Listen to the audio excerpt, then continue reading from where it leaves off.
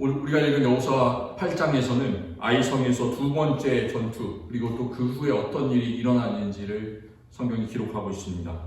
아이성 첫 번째 전투, 여호수아 7장에서 나올 때 그 말씀에서 이스라엘 백성들은 싸움을 제대로 했나요, 못했나요? 전혀 싸움을 못했죠. 그냥 힘 한번 써보지도 못하고 패배를 했습니다.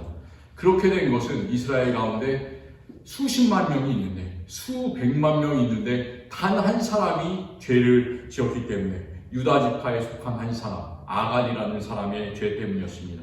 아간이 하나님으로부터 취한 그런 물건, 훔친 물건들 때문이었죠.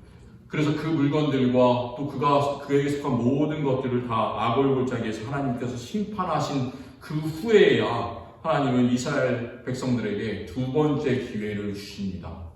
두 번째 기회를 받아보셨습니까? 살아가면서 내가 실패했는데 다시 이렇게 회복할 수 있는 그런 기회들을 경험해 보셨습니까? 하나님께서는 우리에게 이렇게 항상 두 번째 기회를 주세요. 지금이 늦은 것이 아니라 지금이 실패했다고 생각하고 늦었다고 생각하는데도 지금이 하나님께서 기회를 주시는 바로 그때의 문화를 꼭 생각하시기를 바랍니다. 행동하시기를 바랍니다. 어떻게 하나님께서 두 번째 기회를 주시냐면, 성경에 그런 이야기가 정말 무수하게 많이 나옵니다. 요나 이야기 아시지 않습니까?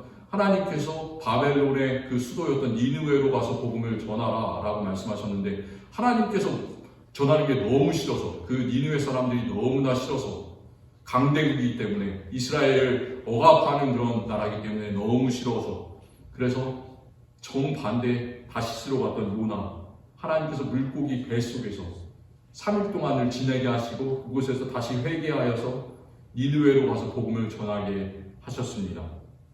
그리고 포로로 끌려갔던 예루살렘 이스라엘 사람들 어땠습니까? 70년 동안 바벨론의 포로로 끌려가서 가진 고난을 다 당하고 성전도 없고 예배할 장소도 없었지만 70년이 지난 다음에는 다시 그 땅으로 돌아올 수 있게 하신 그런 놀라운 역사를 하나님께서 또 보여주셨죠. 그래서 지금 우리가 겪는 그 시기는 이렇게 고난의 시기일 수 있어요. 70년을 겪은, 고난을 겪은 이스라엘 백성들처럼 물고기 뱃속에서 아무것도 보이지 않는 그 상황 속에서 있는 것처럼 우리가 그럴 때일 수도 있지만, 바로 그 순간이 하나님께서 우리에게 다시 돌아오라고 하시는 두 번째 기회를 주시는 그때의 문화를 항상 기억하면서 바로 그 순간을 꼭 잡으셨으면 좋겠습니다. 우리에게 그런 일들이 항상 일어납니다. 우리 개개인에게, 우리 교회에게 그런 순간들이 있습니다. 그것을 우리가 꼭 잡고 나갔으면 좋겠습니다. 그렇게 하기 위해서 정말로 필요한 것이 하나 있는데 무엇일까요? 오늘 말씀에 따르면, 오늘 말씀, 우리가 말씀의 여호수아 뒷부분만 읽었지만 여호수아 8장 1절 말씀을 한번 같이 읽어봤으면 좋겠습니다. 여호수아 8장 1절 말씀 같이 한 목소리로 좀 읽어보겠습니다. 여호와께서 여호수아에게 이르시되 두려워하지 말라, 놀라지 말라. 군사들을 다 거느리고 일어나 아이로 올라가라. 보라, 내가 아이 왕과 그의 백성과 그의 성읍과 그의 땅을 다 내 손에 넘겨주었으니. 무엇일까요? 우리가 두 번째 기회를 잡고 정말 회개하고 하나님의 뜻대로 살아가려면, 잘 살려면 어떻게 해야 될까? 하나님께서는 이 1절 말씀을 통해서 힌트를 주십니다. 우리가 첫 번째로 해야 되는 것은 내 뜻대로 하는 것이 아니라 하나님의 말씀을 잘 듣는 일입니다. 하나님께서 나에게 지금 순간에 어떤 것을 말씀하시는가 귀를 열고 잘 듣는 게 참 중요합니다. 첫 번째 아이성에서 실패할 때 이스라엘 백성들이 힘 한번 써보지 못하고 졌을 때는 어떤 일이 있었냐면, 여호수아가 자기 마음대로 하나님께 물어보지도 않고 정탐꾼을 보내는 그런 장면을 볼 수 있습니다. 또 정탐꾼들도 자기 나름대로 생각을 하는 거예요. 3,000명 정도 있으면, 2,000명 정도 있으면 이 성은 쉽게 함락시킬 수 있을 겁니다. 이렇게 생각합니다. 그런데 하나님께서는 그렇게 생각하지 않으셨죠. 하나님께서는 8장에서는 바로 하나님의 말씀이 처음부터 나오는 거예요. 그래서 하나님께서 여호수아에게 말씀을 하시는데, 그 말씀의 처음 마디가 뭐냐면 두려워하지 말라, 놀라지 말라. 제가 두려워하지 말라는 말이 구약 성경에, 신약 성경에 얼마나 많이 기록되어 있는지 수십 군데를 말씀드린 적이 있는데, 여호수아 1장에서 두려워하지 말라라는 그런 말씀을 여호수아에게 여러 차례 계속 말씀하고 있어요. 그것처럼 똑같이 말씀하십니다. 그런데 처음 일을 행하는 그 여호수아, 처음 지도자가 되는 그런 상황에서만 말씀하시는 것이 아니라 한번 이렇게 실패했을 경우에도 똑같이 두려워하지 말라라는 그런 말씀 하고 계시는 거예요. 마음이 녹았더라라는 그런 구절이 지난 시간에 보면 있었습니다. 전투에서 졌기 때문에 이 사람들이 마음이 녹았는데, 그 마음이 녹은 우리들에게 하나님께서는 두려워하지 말라, 놀라지 말라, 그 말씀을 지금 이 순간에 하고 계신 줄을 믿습니다. 항상 붙잡으세요. 두려워하지 말며 놀라지 말라. 그 말씀은 우리들 전체에게 하는 격려의 말씀이다. 용기의 말씀이다. 그것을 기억하시고, 두려워하지 말아야 되는 근거는 정말로 간단합니다. 하나님께서 함께 하시기 때문에, 그리고 1절 말씀에 따르면 그의 왕과 백성과 그의 성읍과 그의 땅을 다 너의 손에 넘겨주었으니, 이렇게 말씀하고 있습니다. 그러니까 아이성의 주인은 누구입니까? 아이성의 주인은 그 당시에 아이 왕이겠죠. 아이성을 다스리는 왕일 텐데, 하나님께서는 그렇게 생각하시는 것이 아니에요. 하나님께서는 모든 것을 다 너의 손에 넘겨주셨으니, 그러니까 모든 것의 주인은 아이 왕이 아니라 하나님이시다, 그 말씀입니다. 하나님께서 주인 되심을 인정하시는 저와 우리 모든 성도님들이 되셨으면 좋겠습니다. 항상 내 주인은 저기 있는 저 사람이 아니라, 강한 사람이 아니라, 정말 저 돈 많은 부자가 아니라 바로 하나님께서 선택해 주신 내가 주인이구나, 그리고 그 이상으로 하나님께서 주인이시구나, 이것을 인정한다면 우리의 삶 속에 전혀 두려울 것이 없을 줄을 믿습니다. 이 명령을 이제 하신 다음에 하나님께서는 3,000명의 적은 숫자가 아니라 모든 군사를 다 이끌고 아이성으로 올라가라, 이렇게 말씀하셨습니다. 정말 우리가 모든 것을 함께 하는 게 참 중요합니다. 이 가운데 교회에 직분자들이 계시겠지만, 그리고 어떤 일을 맡으신 분들이 계시겠지만, 항상 일을 우리가 할 때 하나님을 일을 하거나 가족의 일을 하거나 함께 하는 일이 참 중요해요. 그래서 이렇게 함께, 하나님께서 함께 다 거느리고 아이로 올라가라, 그런 작은 말씀 속에서 우리가 어떻게 하면 함께 할 수 있을까, 이런 것들을 잘 생각하시기를 바랍니다. 정말 교회는 그런 곳이에요. 함께 할 수 있는 그런 장소. 그리고 또 하나님께서는 여호수아보다 훨씬 더 지혜로우셔서, 여호수아는 그냥 가운데로 2,000명만 데리고 올라갔는데, 3,000명만 데리고 올라갔는데, 그게 아니라 성 뒤편에 매복하는 군사들을 5,000명을 또 두었습니다. 그래서 하나님께서 시키신 대로 이 많은 군사들 본지는 아이성으로, 이제 비탈의 성이 있는데 아이성으로 올라가는 척 하다가 다시 적들로부터 고개를 돌려서 패하는 척하고 광야로 도망쳐서 내려갑니다. 그러니까 어쩌겠습니까? 이 아이성에 있는 적들은 첫 번째 자신들이 아무런 노력 없이 그렇게 이겼으니까 아주 기세가 충천했겠죠. 그래서 이번에도 똑같이 이 이스라엘 백성들을 쫓아갑니다. 그런데 참 이 사람의 생각이 미련하죠.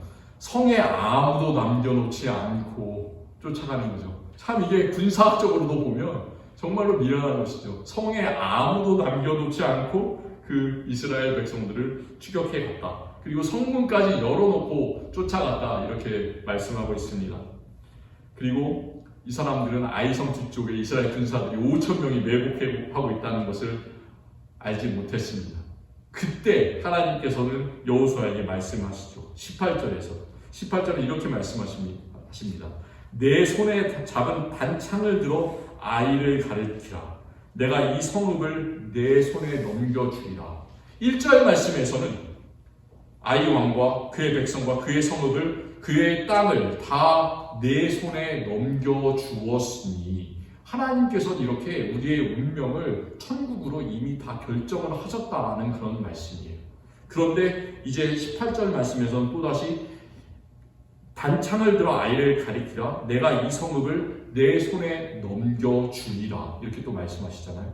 그런데 사실은 하나님께서 하시는 것은 이제 바로 그 순간에 하시는데 하나님께서는 이미 이 일이 일어나기 전에 이 성을 너에게 넘겨주었다라고 과거형으로 말씀하시는 거예요. 실제로 시제로 맞지 않는 이야기죠.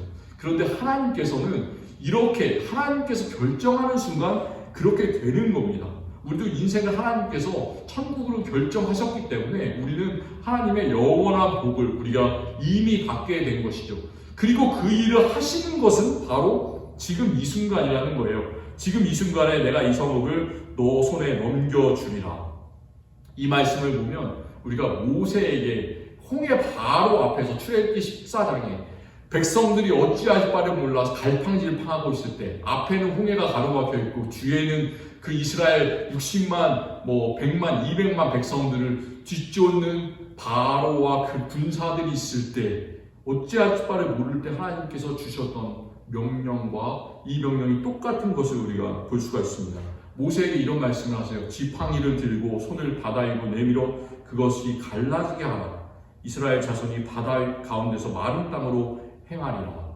모세에게는 지팡이를 들고 그 지팡이를 바다 위로 내밀어라. 그러면 그것이 갈라질 것이다 말씀하시고 또 똑같이 여호수아에게는 승리를 주시면서 너의 손에 잡은 단창을 향하여 아이를 가리키라 이렇게 말씀하십니다. 똑같은 말씀이시죠.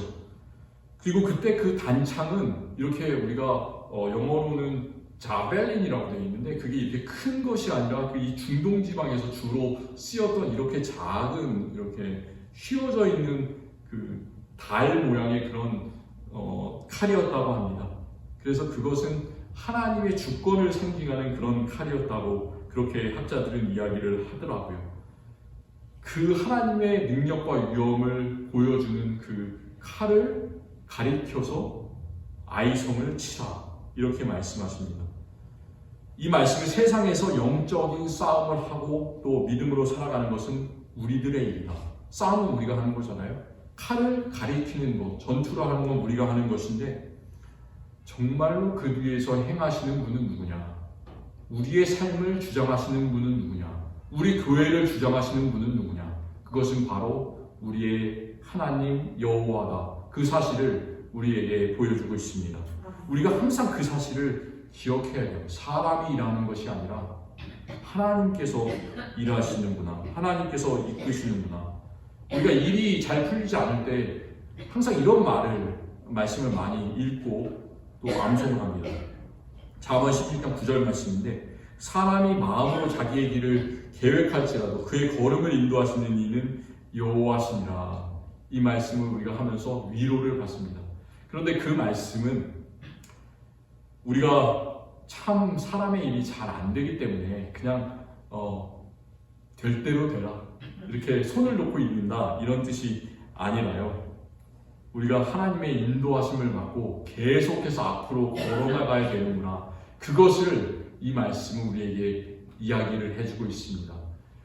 마음으로 계획할지라도 그 길을 계획하는 것은 하나님이시기 때문에 우리는 계속해서 그 길을 달려나가기를 원합니다. 믿음의 길을 달려나가기를 원합니다. 우리가 바로 그런 사람이에요. 이렇게 아이를 향해서 단창을 들고 계속해서 그 일을 해나가야 되는 그런 사람입니다. 또 26절에 따르면 그 성을 모두 멸할 때까지 여호수아가 단창을 잡아든 손을 거두지 않았다 그런 구절이 나옵니다. 싸움이 마칠 때까지 하나님께서 명령하신 그 일을 했다는 그 말씀이죠.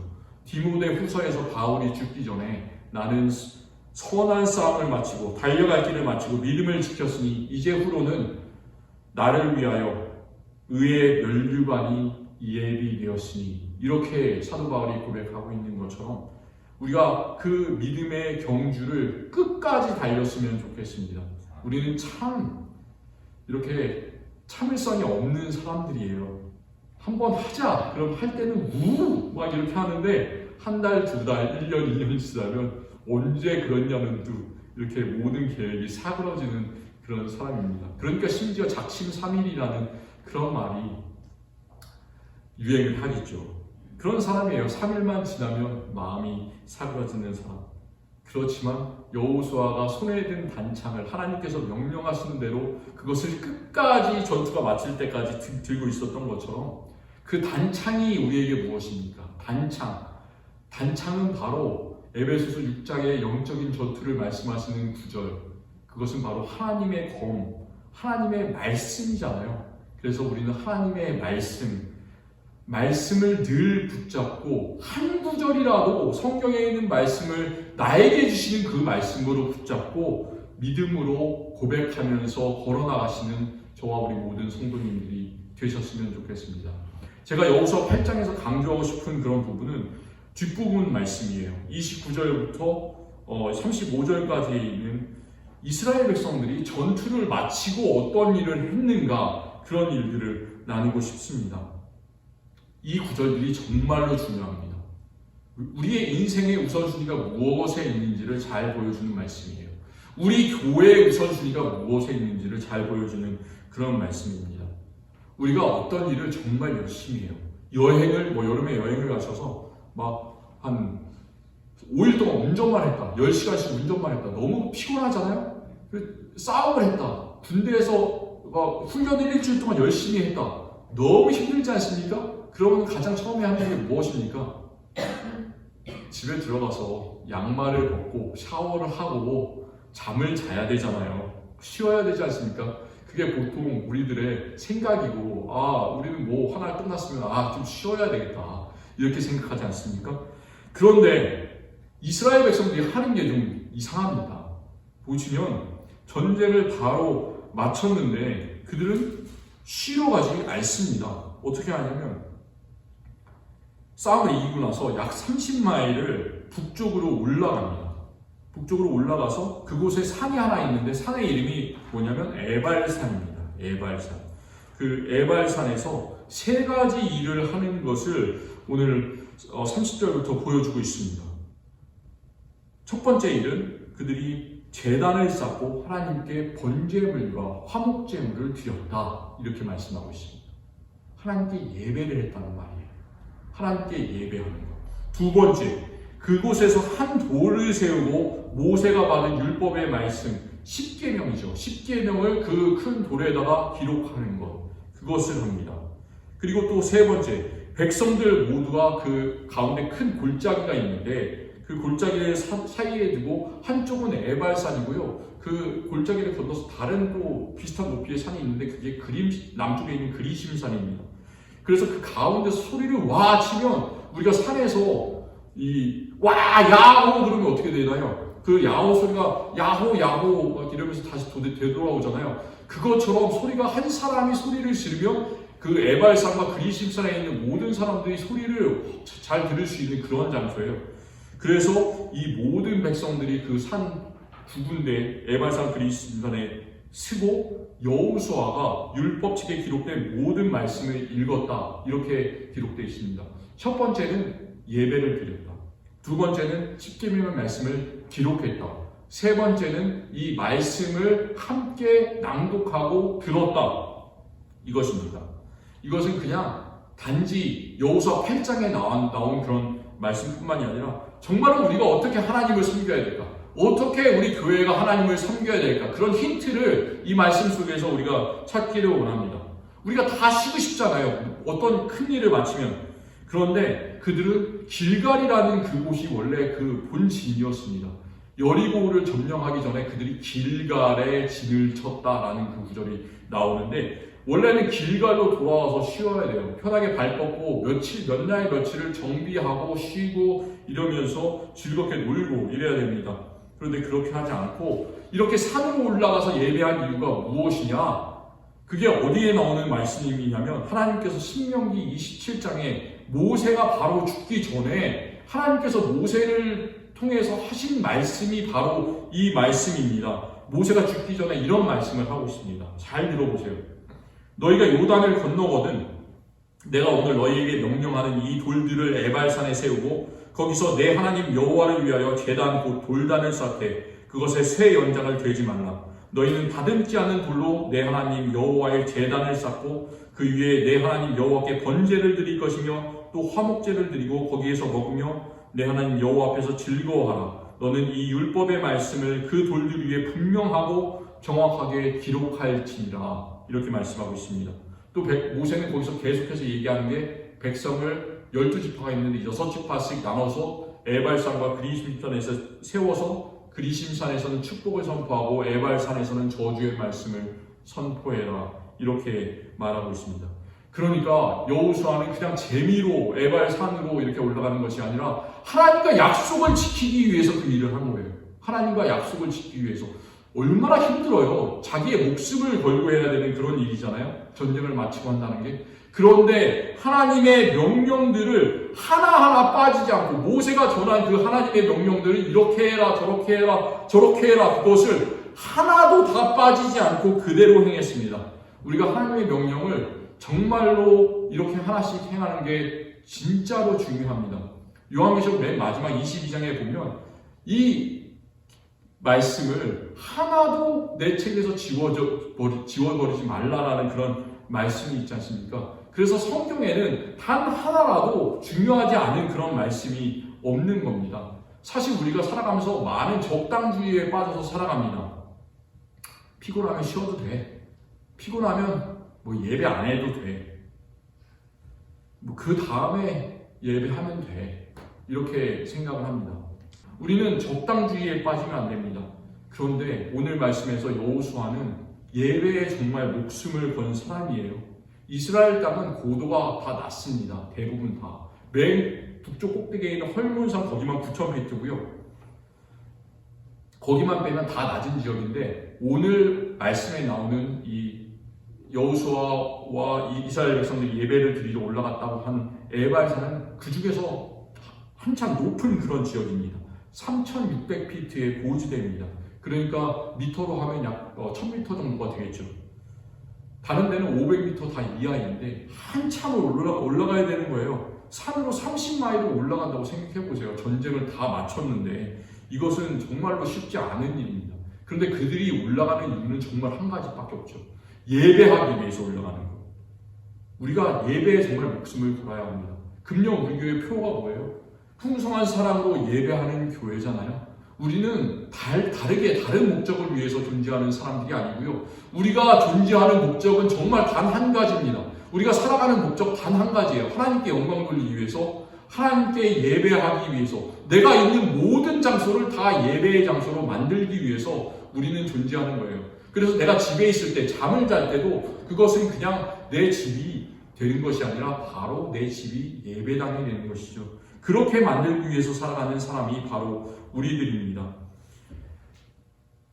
이 예배를 드리면서 여호수아와 온 백성들은 하나님께서 주신 언약을 갱신하고 있습니다. 하나님께서 약속을 주세요. 하나님의 말씀으로 약속을 해주시는 것, 그걸 언약이라고 하는데 그 언약을 새롭게 하는 일을 오늘 말씀을 통해서 하고 있습니다.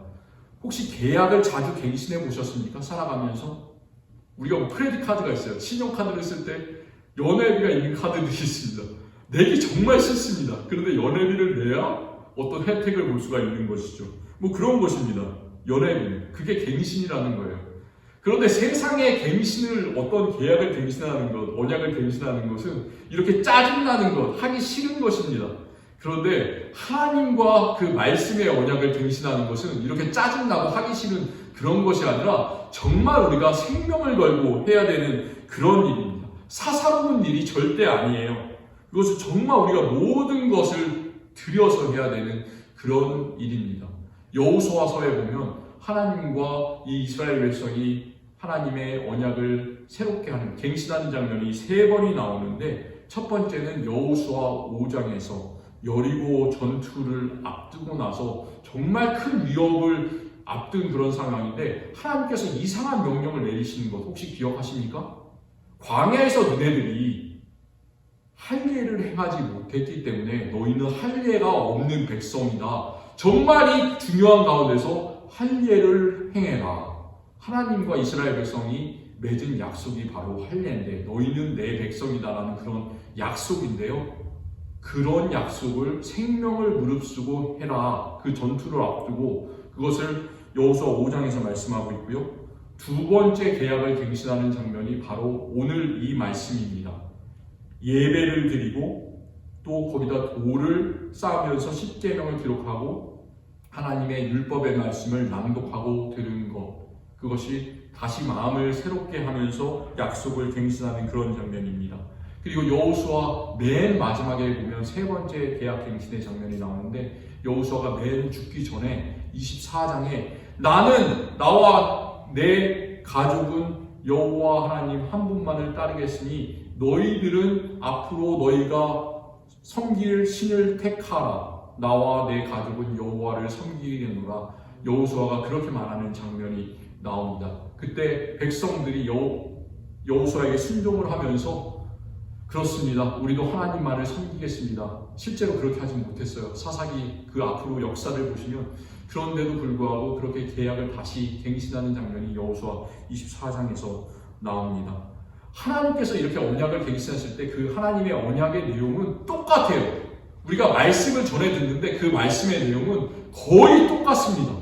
항상 똑같아요. 그것은 무엇이냐면 하나님을 섬기면 하나님께서 계획하신 복을 주고, 하나님을 떠나서 이방신을 섬기면 하나님께서 정말 싫어하시는 재앙이 너희에게 임할 것이다. 이것이 바로 하나님께서 항상 주시는 그런 언약의 내용입니다. 그 내용은 잘 알고 있어요. 우리가 하나님을 떠나면 저주를 받고 재앙이 있다는 걸 잘 알고 있습니다. 그런데도 불구하고 우리는 하나님께로 항상 붙어있지를 못합니다. 왜 그럴까요? 우리가 그 사실은 너무나 머리로는 잘 알고 있는데 우리는 늘 하나님으로부터 벗어날 수밖에 없는 그런 속성을 가진 사람들이기 때문에, 죄인들이기 때문에 그렇습니다. 우리가 하나님과 계약을 갱신할 때, 하나님의 말씀을 듣고 새로운 사람들이 되겠다고 작정을 할 때 나뿐만이 아니라 우리 모든 공동체가 그렇게 되었으면 좋겠습니다. 오늘 말씀 속에서 여호수아 8장에서 이스라엘 온 백성이 에발산에 올라갔다. 그립심산에 올라가서 하나님의 명령을 듣고 읽고 쓰면서 그것을 새롭게 하였다라는 그것처럼 우리 모든 공동체가 하나님의 말씀을 통해서 같이 회복되는 그런 교회가 되었으면 좋겠어요. 오늘 말씀에서 그냥 제사를 드릴 때 번제만 드린 것이 아니라 번제와 함께 화목제물을 드렸다라고 합니다. 번제는 하나님께 모든 동물을 전체를 다 태워서 드리는 그런 제사입니다. 그런데 화목제물은 어떻습니까? 그 안에 내장들 그리고 기름들, 그것은 하나님께 드리는데 그 정해진 것들을 빼면 모든 살코기는 다 백성들이 다 나눠서 기쁨으로 먹는 것, 그것이 바로 화목제입니다. 화목하기 위해서, 하나님과 인간이 화목하고 또 사람과 사람 간에 화목하기 위해서 먹는 그런 그 제물이 바로 화목제인 것이죠. 그러니까 에발산에서 그들은 참 힘든데도 불구하고 이 음식을 나눠 먹으면서 하나님께 드리는 제사를 나눠 먹으면서 기쁨을 누렸어요. 그래서 우리가 이 팬데믹 끝나고 거의 아직은 끝나지 않았지만 그러면서 다시 식사를 우리가 재개하고 5월부터 함께 음식을 나눠 먹고 있는데, 음식을 나눠 먹는 것이 정말 중요한 일입니다. 그리고 테이블 토크를 뭐 해라, 함께 나와서 얘기를 좀 해주셨으면 좋겠습니다, 이렇게 말씀을 드리는데 그냥 재미로 하는 것이 아니라 이 교제의 자리가 정말 하나님의 화목제가 일어나는 그런 놀라운 자리가 되었으면 좋겠습니다. 사실 그런 마음으로 우리가 교제를 해야 돼요. 그래서 항상 교제를 할 때마다 그런 것들을 좀 생각하셨으면 좋겠어요. 우리가 성숙한 교인이라면 과연 이렇게 식사를 함께 나눠 먹을 때 소외되는 우리 성도들은 없을까? 잘 못 드시는 분은 없을까? 그리고 또 더 드셔야 되는 분은 없을까? 또 이야기를 함께 하지 못해서 심심한 분은 없을까? 그러면서 그 자리에 가서 항상 우리가 얼굴을 보면서 식사하는 사람들 뿐만이 아니라 잘 모르는 사람에게도 가서 식사할 수 있는 그런 자리들, 그런 기회들이 이런 식사를 통해서 일어났으면 좋겠습니다. 그게 바로 화목제의 진정한 의미라는 생각이 듭니다. 모든 백성들이 함께 앉아서 하나님께 번제를 드리고 화목제를 드렸다. 같이 식사를 했다. 그리고 또 그뿐만이 아니라 하나님의 말씀을 들은 사람들은 33절에 따르면 어떤 사람들이 있었냐? 어떻게 이렇게 성경의 말씀이 포괄적일 수 있을까? 저는 참 놀라움을 금치 못합니다. 33절에 따르면 온 이스라엘과 장로들과 관리들과 재판장들과 본토인들 뿐만이 아니라 이방인들까지 하나님의 말씀을 다 들었다. 그렇게 말씀하고 있습니다. 또 35절, 말씀의 마지막이 중요하잖아요. 그런데 말씀의 마지막에서는 어떻게 말씀하느냐? 이스라엘 온 회중과 여자들과 아이들과 그들 중에 동행하는 외국인들 모두에게 하나님의 말씀이 낭독되었다. 왜 성경의 기자가 모든 이스라엘 백성들이 그냥 하나님의 말씀을 들었다라고 하면 될 텐데 이렇게 하나하나 이스라엘 온 회중, 여자들, 아이들, 거류민들, 외국인들 다 이렇게 일일이 다 찝어서 얘기를 하고 있는 것일까요? 이 사람들도 하나님께서 선택하신 사람이다라는 얘기잖아요. 구약시대에 참 옛날이기 때문에 3000년 전에 남성무월주의일 것이다라고 우리가 보통 생각하는데 남성의 숫자만 기록되었을 것이다. 성경에 대해서 많은 사람들이 비판을 합니다. 그런데 정말로 성경이 깊은 의미로 하면 그럴 수가 없어요. 왜냐하면 성경을 기록하는 사람들, 하나님의 마음은 정말로 이스라엘 온 회중, 여자들, 아이들, 그들 중에 동행하는 외국인들까지 하나님의 말씀을 모두 듣는 사람들은 선택된 백성이 되는 사람들이기 때문에 우리 교회에 여러 사람들이 있습니다. 아이들도 있고 청년들도 있고 노인들도 있고 참 많은 사람들이 있는데 어떤 사람, 나 저 사람 정말 싫다, 밉다 그런 생각 안 가지셨으면 좋겠어요. 그런 사람들이 있다면 이 말씀 좀 기억하셨으면 좋겠습니다. 이스라엘의 온 회중들이 그리고 여자들, 아이들 그리고 외국인들까지 하나님의 말씀을 함께 들었다. 그런 말씀을 기억하시기를 바랍니다. 그래서 우리 교회의 방향이 저는 1년, 2년이 아니라 10년, 20년을 바라보고 30년을 바라보고 교회의 방향이 그렇게 되었으면 좋겠어요. 정말 한 사람도 교회 안에서 소외받지 않는 교회. 모든 어린이들과 여자들과 아이들, 모든 재판장들, 본토인들, 이방인들까지 여호와의 말씀에 귀 기울이고 함께 듣는 교회. 그러기 위해서는 그들 모두가 다 재미있게 누릴 수 있는 그런 자리가 있어야 되겠죠. 우리가 정말 그런 기반들이 정말 약하지만 지금은 우리 교회가 그런 어린이들에게도 청년들에게도 노년들에게도 그리고 남자들에게도 여자들에게도 모든 사람들에게 그런 즐길 수 있는 자리, 함께 예배할 수 있는 자리들을 하나하나 만들어줄 수 있는 그런 교회가 되었으면 좋겠습니다. 그를 위해서 가장 먼저 해야 되는 것은 우리가 먼저 기도하는 일이에요. 우리 뜻대로 지금부터 이걸 하자, 이 행사를 하자 이렇게 계획을 짜자가 아니라 정말 우리 한 사람 한 사람이 다 정말로 하나님께 이렇게 되었으면 좋겠습니다. 그 마음을 가지고 기도할 때 하나님께서 우리에게 인간의 생각이 아니라 하나님께서 지혜를 주실 줄 믿습니다. 우리가 오늘 말씀 통해서 정말로 우리 손에 잡은 여호수아에게 주신 그 단창 놓지 않고 믿음의 길을 끝까지 죽는 날까지 달려나갔으면 좋겠습니다. 그리고 우리가 찬양한 것처럼 복음 들고 산을 넘는 자들의 발길 아름답고도 아름답도다.